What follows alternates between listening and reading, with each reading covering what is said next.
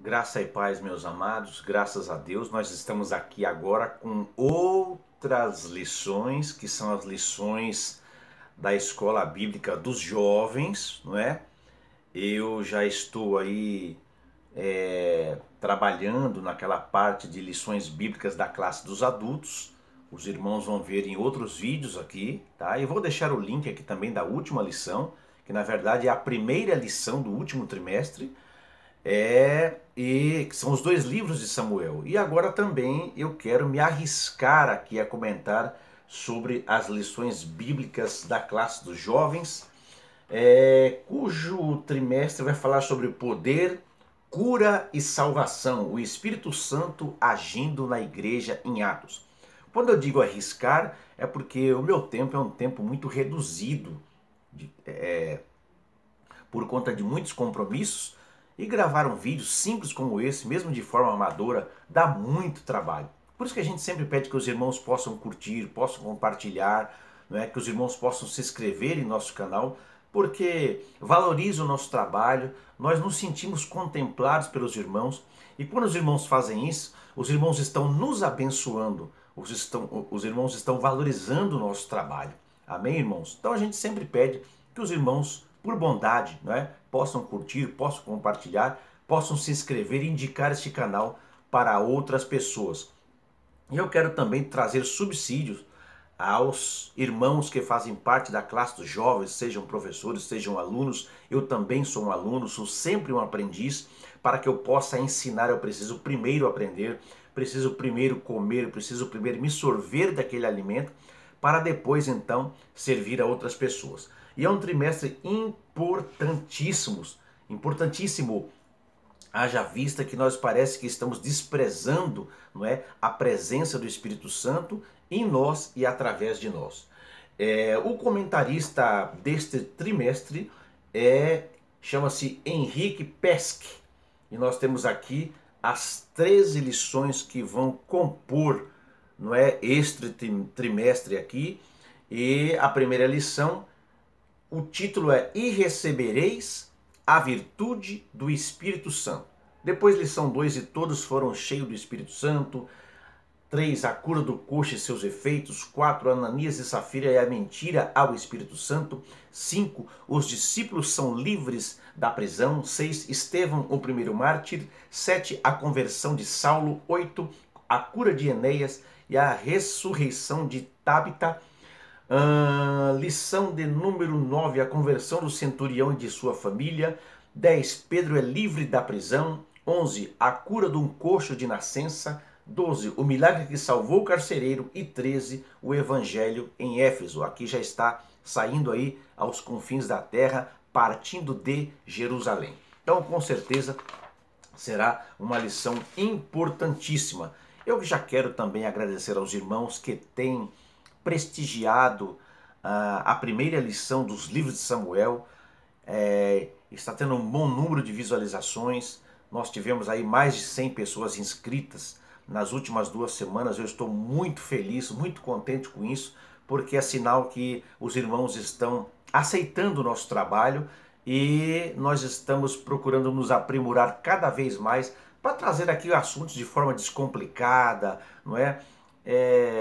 Existem muitos irmãos nas redes sociais que estão gravando lições da Escola Bíblica Dominical, e eu louvo a Deus por isso.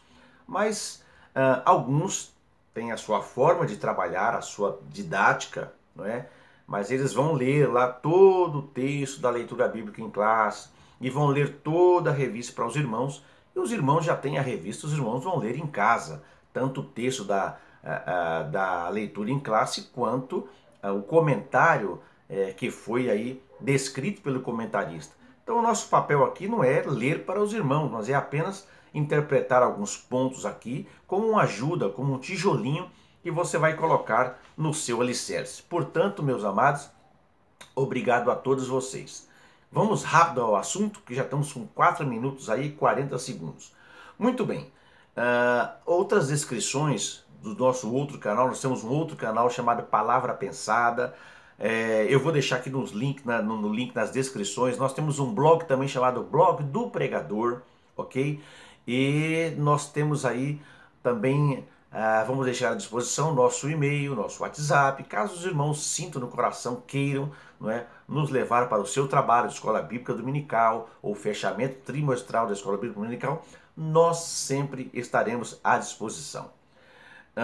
Então o título é esse aqui, olha. E recebereis a virtude do Espírito Santo, cuja verdade prática diz, mas recebereis a virtude do Espírito Santo que há de vir sobre vós, e ser-me-eis testemunhas tanto em Jerusalém, como em toda a Judeia e Samaria e até aos confins da terra. Atos dos Apóstolos, capítulo 1 e o versículo de número 8.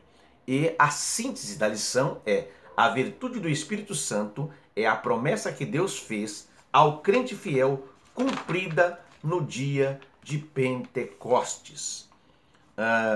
Eu quero desejar também, eu vou deixar disponibilizar aqui também quais são os objetivos da lição, para que você fique inteirado. E nós vamos estudar aqui um dos livros mais contundentes e de maior proeminência dentro da Bíblia Sagrada. Nós vamos entender que Jesus, ele subiu ao céu, mas ele não deixou os seus seguidores sozinhos. Poucos dias depois do dia de Pentecostes, Deus enviou o Espírito Santo para capacitar esses discípulos a serem testemunhas, não é, de Jesus, e também eles, quando passaram por aquele processo do dia do Pentecostes, nunca mais eles foram os mesmos, mas agora eles estavam prontos para levar as boas novas, não é? Demonstrar o poder de Deus e a mensagem da salvação por meio de Jesus até os confins da terra.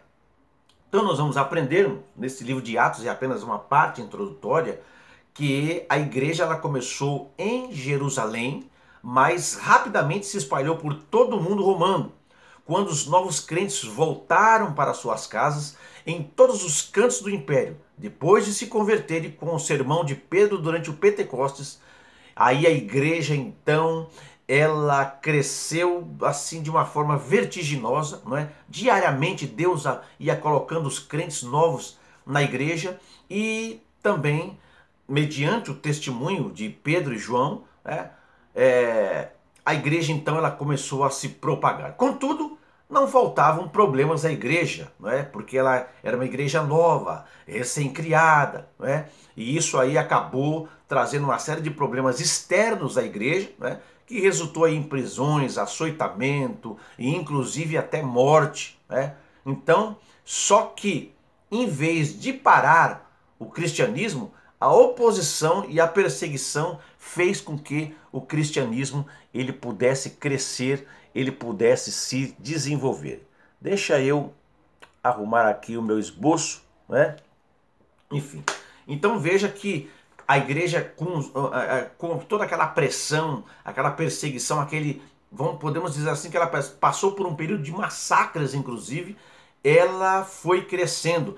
E isso serviu de catalisador para a sua transmissão. Transmissão do quê? Do evangelho, porque os crentes levavam a mensagem consigo, eles iam fugindo, eles iam se espalhando, eles iam correndo e eles iam levando a mensagem da cruz por onde eles fugiam. E aí, tão logo havia sido convertidos, eles chegaram então aí até Samaria e até a Etiópia. E aí nós vamos encontrar no livro de Atos, né, um jovem zeloso pela lei, com a intenção de livrar o judaísmo de uma heresia de Jesus, porque então o cristianismo para eles era uma seita, mas só que no caminho de Damasco, onde pretendia prender os crentes, Saulo foi convertido, e aí quando ele foi confrontado pessoalmente pelo Cristo ressuscitado, ele entendeu quem era o Cristo. Enquanto isso, a igreja continuou a prosperar por toda a Judéia, Galileia e Samaria. Deus enviou então uma visão a Pedro, insistindo que ele levasse o evangelho aos impuros gentios. Pedro, não é? Ele entendeu e transmitiu fielmente a verdade do evangelho. A verdade foi levada a quem? Foi lá na casa de Cornélio. Eu estou com Atos capítulo 10 aberto aqui, não é? Nessa passagem aqui, eu vou desfolhando a palavra de Deus para ir dando um resumo, né? Até chegar no capítulo 28 de Atos dos Apóstolos.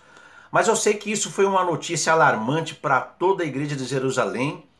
E quando Pedro contou a sua história, eles louvaram a Deus, não é? Porque eles entenderam que as boas novas de salvação, elas teriam que chegar a todas as pessoas. Então, isso acabou empurrando, não é? Acabou impelindo a igreja para áreas muito mais amplas, não é?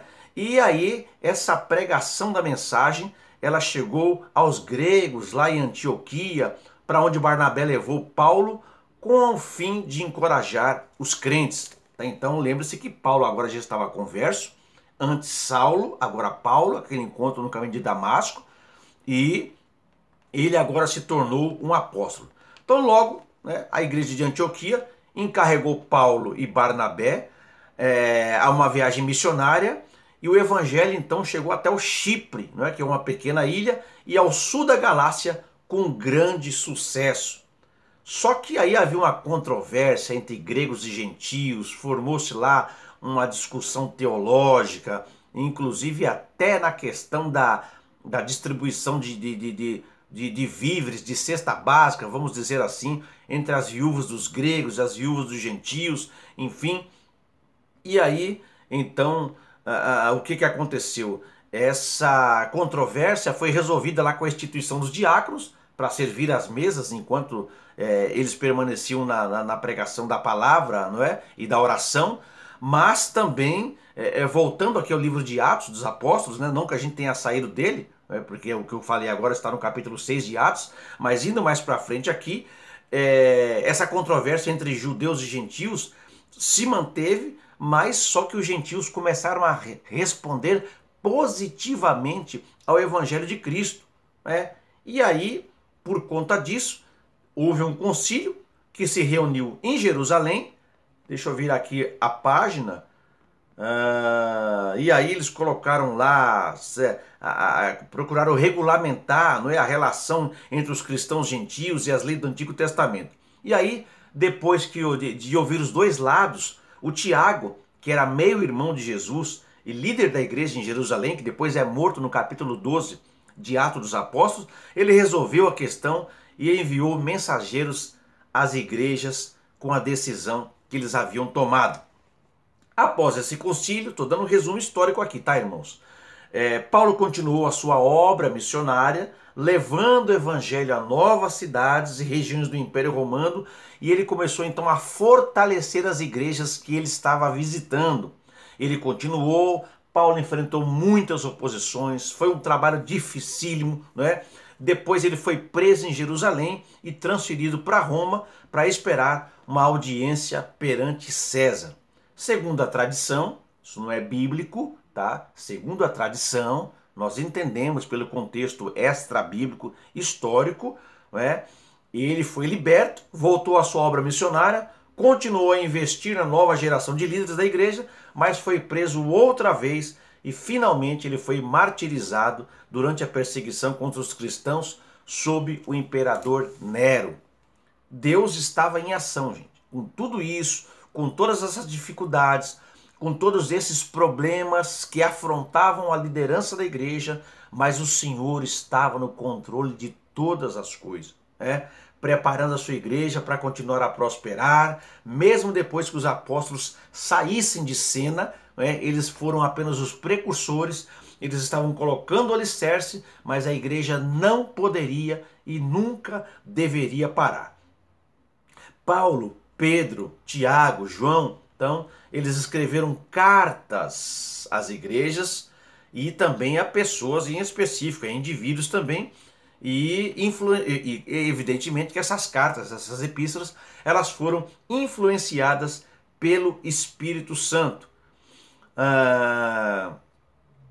Depois, então, nós temos Mateus, João, Marcos, que foi influenciado por Pedro, né? João, Lucas, que foi influenciado por Paulo. Eles escreveram as histórias e os ensinos de Jesus que foram deixados para a igreja primitiva. Esses escritos, juntamente com Judas, e na carta do escritor aos Hebreus, que ninguém sabe quem escreveu, especula-se quem seja, mas ninguém sabe, tornaram-se o Novo Testamento e desde então tem guiado a igreja de Jesus na terra e também a ser fiel a ele. A história da igreja de Deus e a sua missão de levar as boas novas de Jesus até os confins da terra continua até hoje.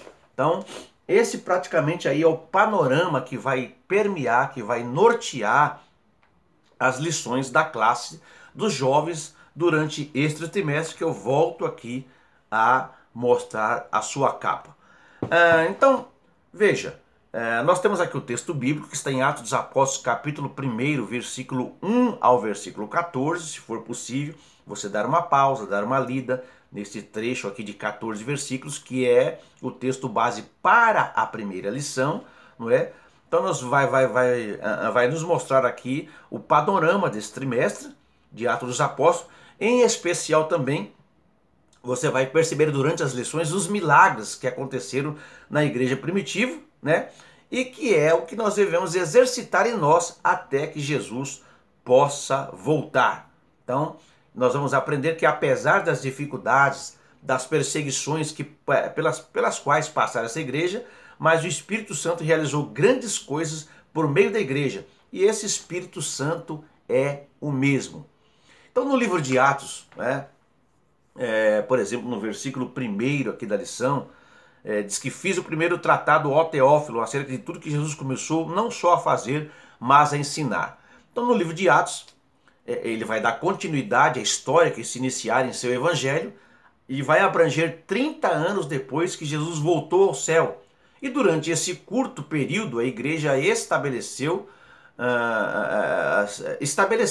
o seu trabalho, não é? No seu contexto ali, e o Espírito Santo capacitou aqueles que pregavam as boas novas de salvação, que eram apenas pessoas comuns, com fragilidades, com limitações humanas, como eu e você temos, para levarem as boas novas a todo mundo, e inclusive até mesmo a capital do Império Romano, que era um lugar perigosíssimo. No livro de Atos, nós aprendemos a respeito da natureza da igreja e como nós, como esses primeiros crentes, podemos alvoroçar o mundo. Então nós lemos aqui, fiz o primeiro tratado, ó Teófilo. Então é o primeiro livro. Quem foi o primeiro? Qual foi o primeiro tratado? Ou o primeiro livro? O Evangelho de Lucas. Então é a opinião geral que Lucas e Atos eles formam 2 volumes, cujo tamanho foi limitado pelo comprimento de um rolo de papiro, de uma só obra. Então, fiz o primeiro tratado aqui, então a palavra primeiro e a conclusão súbita de Atos sugerem que nos dá a entender que Lucas, inclusive, ele tinha até a intenção de escrever um terceiro volume, mas isso não acabou acontecendo. E aqui diz assim, tudo que Jesus começou não só a fazer. Então isso indica que pelo Espírito Cristo continuou sua obra por meio dos apóstolos e da igreja. Ele comunica a seus apóstolos a realidade da sua ressurreição, conforme está lá em João capítulo 20 e o versículo 21. A verdade do seu chamado como Messias e a bênção do Espírito Santo e a realidade do seu corpo físico e ressurreto também vão aparecer aqui no livro de Atos dos Apóstolos. No versículo 3, diz que ele se apresentou depois, ele quem? Jesus, depois de ter padecido. Ele se apresentou vivo. Então Lucas diz que os discípulos foram testemunhas oculares de tudo que aconteceram a Jesus Cristo. Sua vida antes da sua crucificação, não é? Os 40 dias depois da sua ressurreição, em que eles aprenderam com Jesus mais a respeito dele, do reino de Deus. Então hoje, gente, as pessoas ainda duvidam da ressurreição de Jesus. Tem até crentes que duvidam da ressurreição de Jesus. Mas Jesus apareceu aos seus discípulos em muitas ocasiões, né? E depois da sua ressurreição, ele provou que ele estava vivo. Então, considere a transformação que a ressurreição trouxe às vidas dos discípulos. Na morte de Jesus, eles dispersaram, se desiludidos. Imagine aquele homem todo poderoso nos céus e na terra, de repente ele se deixa ser crucificado ele se deixa ser martirizado e ele morre. Foi uma decepção muito grande. Então eles começaram a temer pela vida deles. Depois que eles viram Cristo ressuscitado, eles ficaram destemidos, arriscaram tudo para transmitir ao mundo as boas novas dele. Eles enfrentaram prisões, como eu já disse agora há pouco, eles enfrentaram açoitamentos, rejeição, martírio, mas eles nunca comprometeram a sua missão. E olha, esses homens eles não teriam arriscado, em alguns casos inclusive até dado as suas vidas, por algo que eles soubessem que era uma fraude. Eles sabiam que Jesus estava vivo. E a igreja primitiva foi inflamada pelo seu entusiasmo para contar esse fato às outras pessoas. Então nós precisamos saber disso, para que nós possamos ter confiança no testemunho deles. 20 séculos mais tarde, ainda podemos ter confiança de que a nossa fé se baseia em fatos, não numa história da carochinha. Continuando, então Jesus explicou que a sua vinda inaugurava o reino de Deus. Quando ele voltasse ao céu, o reino de Deus permaneceria nos corações e seria desenvolvido na vida de todos os crentes pela presença do Espírito Santo. Mas o reino de Deus não se concretizará plenamente, isso é bom deixar claro, até que Jesus volte para julgar todas as pessoas e remover todo o mal do mundo. Até então, os crentes devem trabalhar para divulgar, estabelecer o reino de Deus no mundo. E o livro de Atos registra como essa obra ela teve início. E o que a igreja primitiva iniciou, nós, como crentes, que temos o Espírito Santo, que acreditamos no poder de Jesus, nós temos que continuar. Então aqui diz que no versículo 3 ainda diz que depois de ter padecido, se apresentou vivo, com muitas infalíveis provas, sendo visto por eles por espaço de 40 dias. Então as provas são incontestáveis, ou seja, são históricas, não são especulativas, teóricas. Isso garante a validez da mensagem do Evangelho. Sem a realidade da morte, e se não tivesse ressuscitado, não haveria cristianismo. Se tivesse cristianismo, seria apenas uma religião morta. Então 40 dias aí foi o tempo entre a ressurreição e a ascensão de Cristo ao céu. Aí depois que Jesus subiu ao céu, os discípulos ficaram 10 dias em Jerusalém, esperando pelo derramamento prometido do Espírito Santo, que ocorreu no Pentecostes, no 50º dia após a Páscoa. Ok? Vamos então continuar aqui discorrendo. Assim, aqui vai falar assim que tendo sido visto por eles por 40 dias e falando do que respeita ao reino de Deus. Então quando se fala de reino de Deus, é lógico que não se refere aqui a um território geográfico, mas à soberania ou à atividade de Cristo em reinar. Versículo 4 diz: e estando com eles, determinou-lhes que não se ausentassem de Jerusalém, mas que esperassem a promessa do Pai, que disse ele: de mim ouvistes. Então veja que Jesus estava ali, comendo com eles, inclusive frequentemente ele comungava com seus amigos e discípulos em torno de uma refeição, enquanto ele explicava muitas coisas, por exemplo, na alimentação dos 5.000, com os publicanos e pecadores, na casa do fariseu, na última ceia, e aqui também depois da ressurreição. No versículo 5 diz que, ele dizendo aqui: João batizou com água, mas vós sereis batizados com o Espírito Santo não muito depois destes dias. Então, enquanto o batismo de João selava o arrependimento, o do Espírito encheu a igreja no dia de Pentecostes, e seria todo crente do corpo de Cristo cheio do Espírito Santo. Eu vou deixando aqui umas referências bíblicas no rodapé, para que você possa também pausar, fazer um rabisco aí, fazer o seu esboço, para ir corroborar com as minhas palavras aqui. Então se percebe que João Batista, ele batizou grandes multidões de pessoas, e esse batismo de arrependimento de João nas águas, ele prenunciava o batismo messiânico com o Espírito Santo e com fogo. 6 e 7. Aqueles, pois, que se haviam reunido perguntaram-lhe, dizendo: Senhor, restaurará tu neste tempo o reino a Israel? E disse-lhes: não vos pertence saber os tempos ou as estações que o Pai estabeleceu pelo seu próprio poder. Então aqui eles estavam preocupados com a restauração do reino a Israel. Os discípulos pensavam que Jesus, não é, com o seu poder, ele ia expulsar os romanos e ia restaurar o reino físico a Israel. Ou seja, eles ainda cogitavam da independência de Israel sob um descendente de Davi. Quem seria? Jesus?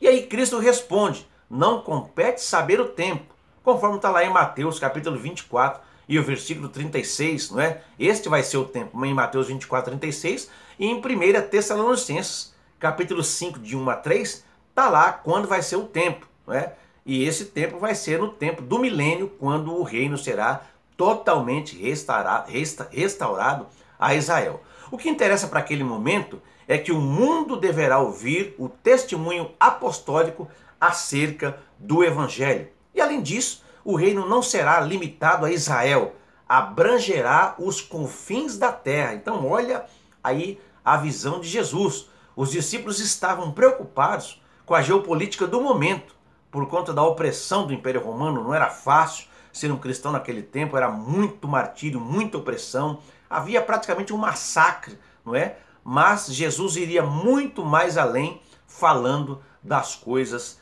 espirituais. O versículo 8 diz: mas recebereis a virtude do Espírito Santo, que há de vir sobre vós, e ser-me-eis então testemunhas tanto em Jerusalém, como em toda a Judéia e Samaria, e até aos confins da terra. Então Jesus está dizendo que ao descer sobre eles o Espírito Santo, ele mostrará o seu controle sobre ele, não é? Com manifestações visíveis, o soprar de um vento, o aparecimento de línguas de fogo, o falar em línguas estrangeiras. Então, primeira relação é a evangelização e o Espírito Santo, não é, ajudando nessa evangelização, porque a propagação do evangelho sem o Espírito Santo não teria eficácia. Então veja que é preciso do dunamis, não é? Que é o poder milagroso, porque sem poder, irmãos, não há testemunho eficaz. Hoje em dia tem muita gente querendo fazer a obra de Deus, dispensando a busca pelo poder do Espírito Santo, né? Então veja que a expansão da igreja em Atos, ela acompanha a predição de Cristo. E aí Jerusalém, ela é evangelizada, conforme está lá em... eu vou deixar inclusive aqui no rodapé, você está vendo aí, né? Jerusalém é evangelizada, depois Judeia e Samaria são atingidas, também estou deixando agora aí para você a referência bíblica, e depois o evangelho avança sem parar por terras gentias até Roma, né? Conforme você vai ver lá do capítulo 9 e o versículo 1, até Atos capítulo 28 e o versículo 31. No versículo 9 da lição aqui diz que quando dizia isto, vendo eles, foi elevado às alturas, e uma nuvem o recebeu, ocultando-o aos seus olhos. Então Jesus aqui, ele é elevado. Cristo, ele ascendeu corporalmente.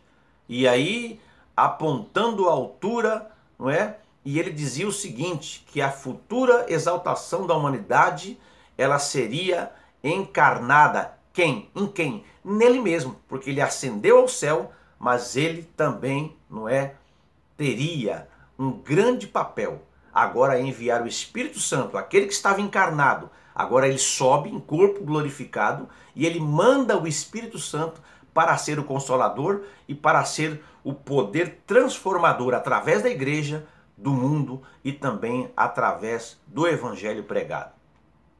Ele retorna então, ou ele retomou a sua glória eterna, conforme está lá em João capítulo 17, versículo 5, antecipada na transfiguração, não é? E essa nuvem da glória corresponde à Shekinah, não é? Que é a nuvem da presença na qual Cristo voltará um dia.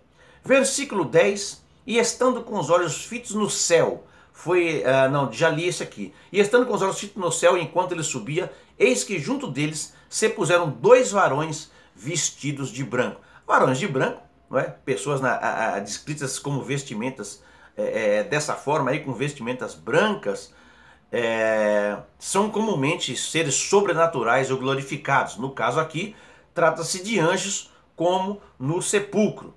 O versículo 11, os quais lhe disseram, varões galileus, por que estáis olhando para o céu? Este Jesus, que dentre vós foi recebido em cima no céu, há de vir assim como para o céu os vistes ir. Então aqui ele cita que os varões galileus, os 11 eram da Galileia. Judas era de Querite, em Judá, e Jesus, então está descrito aqui no versículo, retornará no seu corpo ressurreto, vindo sobre as nuvens do céu, conforme eu disse aqui agora há pouco. Diz no versículo 12 que eles voltaram para Jerusalém, do monte chamado das Oliveiras, o qual está perto de Jerusalém, a distância do caminho de um sábado. O caminho de um sábado é aproximadamente aí 1.100 metros, 1 quilômetro e 100 metros. E aqui é o Olival, que era uma colina além do Vale de Cedron, logo a leste da cidade murada de Jerusalém, que foi o local da agonia no jardim, conforme lá Lucas capítulo 22 e o versículo 39, que é o mesmo da sua exaltação e da segunda vinda, não é? Jesus vai voltar nesse mesmo lugar, só que agora exaltado. Ele sai daqui humilhado e agora ele volta exaltado, como em Zacarias capítulo 14, versículo 4, ok? E aí, finalmente aqui, e entrando subiram no cenáculo, versículo 13, onde habitavam Pedro, Tiago, João e André, Filipe, Tomé, Bartolomeu e Mateus, Tiago, filho de Alfeu, Simão, Zelote e Judas, filho de Tiago.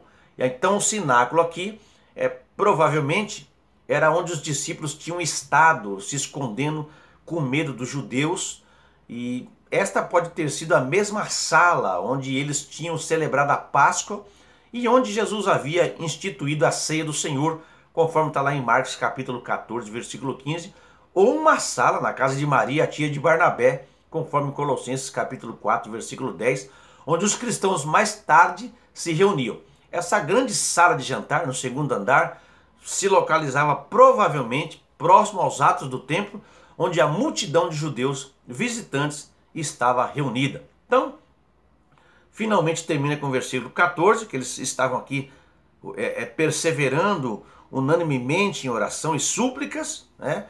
E nós entendemos que depois que Cristo foi elevado ao céu, os discípulos imediatamente retornaram a Jerusalém, né? Eles fizeram então essa reunião de oração e Jesus dissera que em poucos dias eles seriam batizados com o Espírito Santo e por isso eles esperavam e oravam. Eu aprendo aqui o seguinte: quando nós enfrentamos uma tarefa difícil, uma decisão importante, um dilema desconcertante, olha, nós não devemos nos lançar, não é? Ao trabalho esperando apenas que as coisas aconteçam como deveriam. Em vez disso, não é? Nosso primeiro passo deve ser pedindo o poder e a orientação do precioso Espírito Santo. Agora, gente, lembre-se que essa lição aqui é uma lição para a classe dos jovens, certo? Veja que aqui na revista ela tem uma interação, eu até registrei em amarelo aqui. Ela diz o seguinte: antes de Jesus ser levado para o céu, instruiu seus discípulos a evangelizarem e ensinarem todas as nações. Então veja que, primeiro, eles deveriam ficar em Jerusalém até que do alto fossem revestidos de poder. E aí então eles estariam equipados para espalhar as boas novas pelo mundo. Então Atos é o único livro bíblico que narra a história da igreja após a ascensão de Jesus e o derramamento do Espírito Santo. Então aqueles crentes temerosos, medrosos, como eu já disse antes aqui, eles se encheram de coragem e de poder de Deus. E esta lição aqui, não podemos nos esquecer que é um trimestre voltado para a juventude. Então é muito importante que as nossas lideranças de jovem, eles se atentem para uma coisa, não é? E é o grande desafio hoje, primeiro, para a liderança e o seu grupo. E segundo, para o próprio jovem, né? Para o próprio jovem. Veja, irmãos, ser cheio do Espírito Santo num tempo de hoje. Você já parou para pensar quanta correria, quanta dificuldade? As pessoas não têm mais tempo para buscar a Deus, para buscar ao Senhor. Então é um desafio. Hoje, para você ser um líder de jovem, é um grande desafio para você levá-los, não é? É claro que existe a responsabilidade individual. É claro que existe a responsabilidade da pessoa em buscar o Espírito Santo. E se ela é vazia do Espírito Santo, não é culpa da liderança juvenil, mas a liderança pode muito contribuir para que esses jovens sejam cheios do Espírito Santo. Nós estamos vivendo num mundo em que o sexo tem sido exacerbado, em que os jovens estão aí com os hormônios à flor da pele, como ser cheio do Espírito Santo, não é? Nós estamos num mundo globalizado, em que as pessoas têm acesso a tudo, não é? E mais, não é? A tecnologia hoje se tornou um instrumento de entretenimento, roubando tempo em que os nossos jovens poderiam estar buscando a Deus. Essa responsabilidade também é dos pais, não é? Em mandar os seus filhos para a escola bíblica dominical, em fomentar a palavra de Deus na vida deles, em fazer com que eles possam entender que é muito importante hoje que o jovem seja cheio do Espírito Santo. Nós estamos vivendo num mundo secularizado. Os jovens hoje vão ter que enfrentar uma escola secular, uma faculdade, especialmente das matérias de humanas, quando Deus ele é banalizado, quando Deus ele é tirado de qualquer tipo de texto, não é? Ou de teoria, quando o cristianismo ele é usado como chacota dentro dessas classes universitárias. E como ser um crente cheio do Espírito Santo em meio a isso? Buscando a presença do Espírito Santo. Porque um crente vazio, ele é facilmente subjugado, ele acaba absorvendo as coisas deste mundo secularizado. Nós estamos vivendo agora no mundo do relativismo, em que a gente praticamente, o mundo aí fora, não tem mais parâmetro para o que é certo e o que é errado, para a moralização da família. Então hoje o jovem precisa ser cheio do Espírito Santo. Quando eu falo jovem, qualquer pessoa que se denomine cristã precisa ser cheia do Espírito Santo. Mas eu estou aqui no contexto juvenil. A lição é para os jovens, por isso que eu digo sempre a palavra jovem. Então veja que é quase impossível hoje, quase impossível, um jovem ser cheio do Espírito Santo. Mas impossível, quase impossível por conta da falha em evangelho? Porque o Espírito Santo não pode enchê-la? Não. A culpa está simplesmente em nós. Quando eu digo quase impossível, é por conta de que hoje há tantos pratos, há tantos caminhos, há tantas iscas sendo colocadas, que se o jovem ele não se firmar, não tiver um objetivo, um parâmetro traçado para seguir uma linha cristã decente, ele não consegue ser cheio do Espírito Santo. Então, o objetivo principal dessa lição é ser cheio. Veja, os próprios pais parece que não estão conseguindo mais levar os seus filhos a serem cheios. Por quê? Porque o próprio lar não produz ambiente para isso. Veja, gente. Onde ocorre o primeiro avivamento? O primeiro avivamento ocorre em nossa casa. Veja que nesta lição, a primeira parte da lição, estou agora numa segunda parte, foi uma parte mais teológica, mais histórica. Mas agora nós estamos falando da parte prática da coisa. Não é? Então os próprios pais precisam trabalhar, não é? A juventude para que eles sejam cheios do Espírito Santo. E os lares em que os pais realmente são preocupados com o clima espiritual da sua casa, você que é jovem, você deve contribuir para que você seja cheio do Espírito Santo. Então veja que a responsabilidade é dos pais, não é? Ela começa na raiz, depois ela vem para a igreja, passa pela igreja, né, que faz toda uma programação para que isso aconteça, e os próprios jovens precisam reconhecer que devem ser cheios do Espírito Santo. Veja que a igreja primitiva foi uma igreja extremamente perseguida.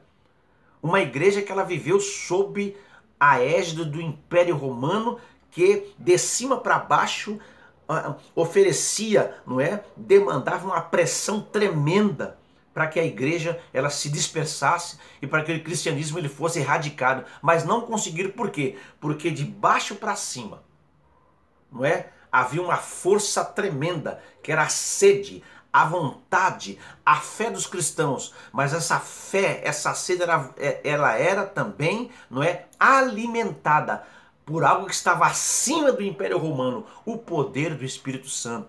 Mesmo com prisões, mesmo com morte, mesmo com massacre, os irmãos não deixaram de pregar o Evangelho.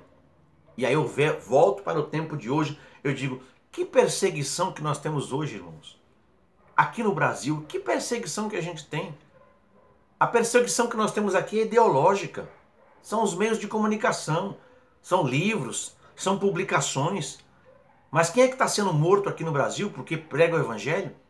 Quem é que está sendo perseguido e massacrado, não é? A ponto de perder os seus bens, perder sua casa, não é? Veja que o evangelho, ele não mudou. E a igreja também não deve mudar, não é? Então veja que nós estamos vivendo esses últimos dias, não é? E que esses últimos dias eles começaram justamente quando, não é? Jesus, ele ressuscitou. Então, nesses últimos dias, a juventude precisa ser cheia do Espírito Santo. Inclusive, há um tópico aqui, que é o tópico terceiro, sobre o propósito da promessa, está dizendo o seguinte: não podemos confundir poder divino com barulho ou movimentação, não é?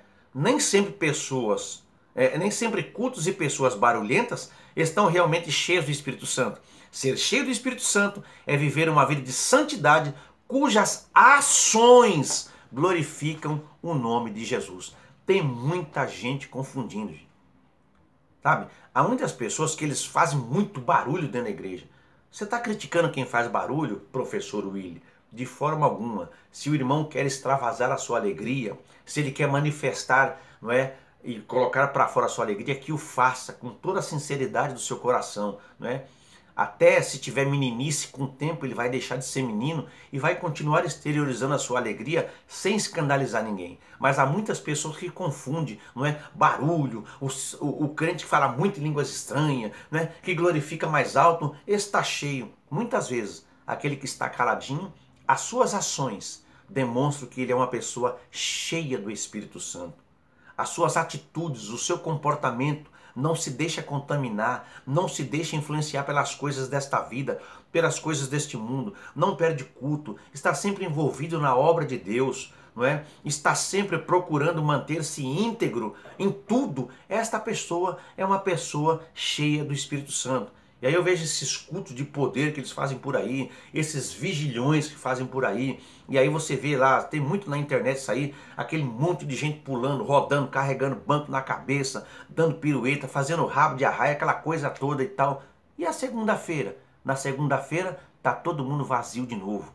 Mas quem está cheio do Espírito Santo, não é? Ele mantém esta reserva, ele procura manter esta consistência. E eu volto a dizer, para que você passe ileso neste mundo, mantendo a sua fé, se mantendo na presença de Deus, com alegria na alma, é preciso estar cheio do Espírito Santo. Então veja que esta promessa, ela vem lá do Antigo Testamento. Está lá em Joel capítulo 2, versículo 28 e 29, não é? Quando houve uma promessa de que nos últimos dias, não é, o Espírito Santo ele seria derramado. Eu quero concluir de uma forma muito rápida, porque é apenas um subsídio mesmo, o tópico de número 3 e o subtópico 3 diz: e perseveravam, depois que eles receberam a promessa, não é, do Espírito Santo, os discípulos voltaram para Jerusalém e foram diretamente para o cenáculo. Ali com as mulheres, eles se reuniram e foram orar, e através desta perseverança em oração é que eles receberam a promessa da vinda e do batismo no Espírito Santo sobre eles, a virtude do Espírito Santo. Gente, falar de oração para jovem parece um assunto ultrapassado. Vamos ser muito sinceros aqui. Vamos ser muito sinceros, por favor, não vamos ser hipócritas. Mas você tem percebido que a nossa juventude não gosta de orar? Você tem percebido que nos nossos cultos, pelo menos no Ministério do Belém onde eu percebo, há uma cultura em que o culto se começa de joelho em oração, não é? Isso, nosso pastor presidente, lá na nossa sede é assim, não é? Central, os cultos sempre começam com os crentes de joelho. Mas você vê poucos jovens orando, poucos jovens. Os trabalhos de oração, eles simplesmente são desprezados pela juventude. São raríssimos os casos em que se vê jovens de joelho orando no começo de um culto ou frequentando trabalhos de oração. E não é só isso. Se os trabalhos é uma grande força motriz para que nós venhamos a orar, e em casa? Então, eu volto a falar sobre a liderança, não é? Nos cultos com os jovens aí, vamos incentivar os nossos jovens a orar.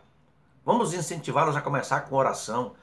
Eu fui de uma época em que eu já fui líder de jovem, líder de adolescente. Eu percebi que no início do culto, muitas vezes, os jovens não chegavam cedo para a oração, Às vezes eu parava o culto no meio e falava, meus irmãos, vamos fazer aqui um período de 15 minutos de oração, para aqueles irmãos que não tiveram tempo de orar no início do culto, para que eles possam ter a oportunidade para orar agora. E nós pedimos para os obreiros fecharem a porta e os jovens dobraram o joelho para orar. E nós saímos pelos corredores orando sobre a vida deles, impondo as mãos na cabeça.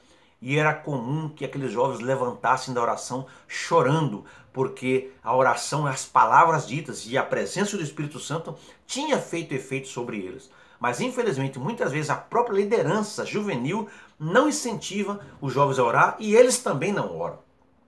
Então é preciso, gente, para que nós venhamos a ver todas as lições aqui desses trimestres e os fatos que ocorreram se cumprirem em nós como igreja, é preciso que nós possamos começar com uma vida de oração e uma vida de busca incessante à presença do Espírito Santo. Ok?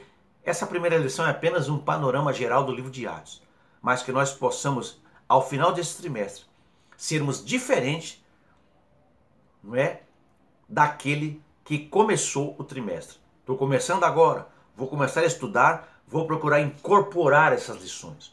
Vou procurar aprender o máximo possível, absorver a palavra da melhor forma possível, para que ao final do ano, em dezembro, eu possa estar cheio do Espírito Santo, cheio do poder de Deus e ingressar o novo ano com esta riqueza espiritual. Gente, algumas vezes eu vejo em cultos de jovens, eu prego muito em cultos de jovens, em várias igrejas. Vamos abrir oportunidade aqui para os jovens que querem dar um testemunho, não levanta quase ninguém. Alguns que são chamados, fulano de tal, vem aqui trazer uma palavra, vem aqui cantar um hino, balança o dedinho que não vai, estão vazios. Eu sou de uma época em culto com jovens, quando se abriu a oportunidade, fazia uma fila de um lado de moça e uma fila de outro de rapazes. E um ou outro tinha oportunidade, lá 2, 3 ou 4, e o restante voltava triste porque não tinha tido oportunidade. Hoje as pessoas estão dispensando oportunidade porque não conseguem falar de Jesus. Não é?